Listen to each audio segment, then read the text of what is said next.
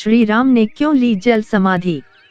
अयोध्या आगमन के बाद राम ने कई वर्षों तक अयोध्या का राजपाट संभाला और इसके बाद गुरु वशिष्ठ व ब्रह्मा ने उनको संसार से मुक्त हो जाने का आदेश दिया। एक घटना के बाद उन्होंने सरयू नदी में जल समाधि ले ली थी। अश्विन पूर्णिमा के दिन मर्यादा पुरुषोत्तम राम ने अयोध्या से सटे फैजाबाद शहर के सरयू किनारे जल समाधि लेकर महाप्रयाण किया।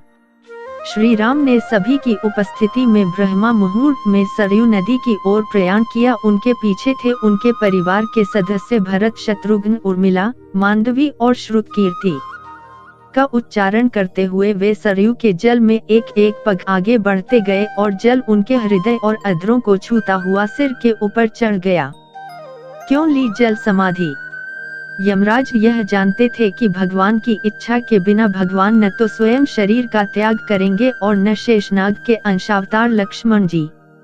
ऐसे में यमराज ने एक चाल चली। एक दिन यमराज किसी विषय पर बात करने भगवान राम के पास आ पहुँचे। भगवान राम ने जब यमराज से आने का कारण पूछा तो यमराज ने कहा कि आपसे कुछ जरूरी बातें करनी है। भगवान राम यमराज को अपने कक्ष में ले गए। यमराज ने कहा कि मैं चाहता हूं कि जब तक मेरी और आपकी बात हो उस बीच कोई इस कक्ष में नहीं आए। यमराज ने अपनी बात को आगे बढ़ाते हुए कहा कि अगर कोई बीच में आ जाता है तो आप उसे मृत्युदंड देंगे। भगवान राम ने यमराज की बात मान ली और यह सोचकर कि लक्ष्मण उनके सबसे आज्ञाकारी हैं, इसलिए उन्होंने लक्ष्मण जी को पहरे पर बैठा दिया। यमराज और राम जी की बात जब चल रही थी उसी समय दुर्वासा ऋषि अयोध्या पहुंच गए और राम जी से तुरंत मिलने की इच्छा जताई।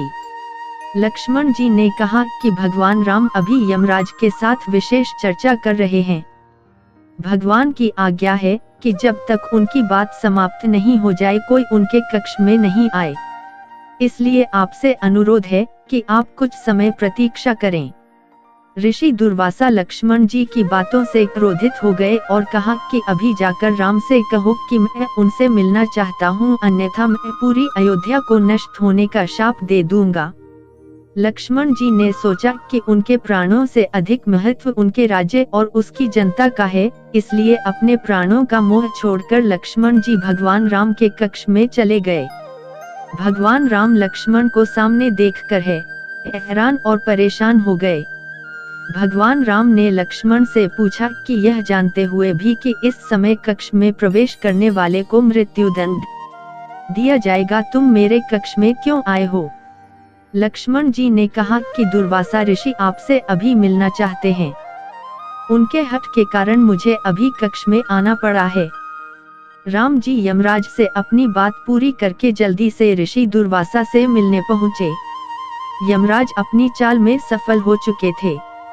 राम जी से यमराज ने कहा कि आप अपने वचन के अनुसार लक्ष्मण को मृत्युदंड दीजिए। भगवान राम अपने वचन से विवश थे। राम जी सोच में थे कि अपने प्राणों से प्रिय भाई को कैसे मृत्युदंड दिया जाए।